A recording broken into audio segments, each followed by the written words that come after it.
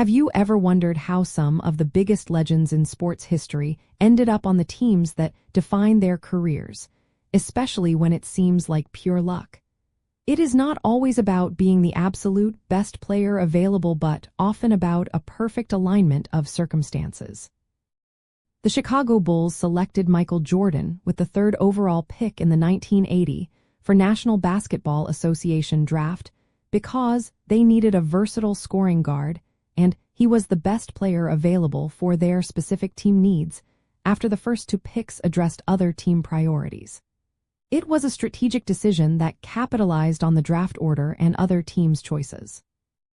The core reason behind this selection lies in the structure of the NBA draft and the needs of the teams picking ahead of Chicago. The Houston Rockets, holding the first pick, desperately needed a dominant center and chose Hakeem Olajuwon, an undisputed talent at the position. The Portland Trail Blazers, with the second pick, also sought a big man and opted for Sam Bowie, a 7-foot center who had been highly touted.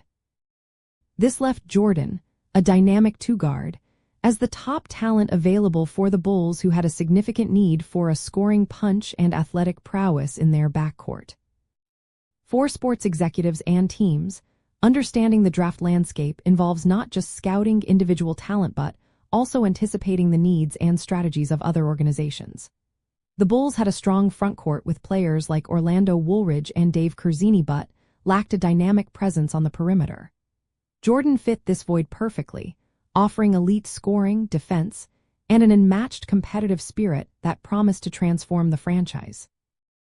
His selection was less about him being overlooked and more about the two teams before them prioritizing specific positional needs over what would become perhaps the greatest player ever. An interesting detail from that draft is how the Bulls' general manager, Rod Thorn, openly admitted that they would have picked Bowie if Olajuwon had been available at number 2. This highlights the positional emphasis teams often place in drafts, sometimes to their detriment. Even with this mindset, Thorn acknowledged Jordan was not just a good player, but a special talent, calling him one of the best young players in the country at the time, which shows remarkable foresight. Ultimately, the Bulls' 1980 for draft decision illustrates how a combination of team need, draft position, and the choices of other franchises can serendipitously lead to a legendary outcome. By recognizing the unique opportunity that presented itself after the first two picks, Chicago secured a player who would not only fill their immediate needs but also transcend the sport, shaping their dynasty and influencing basketball for decades to come.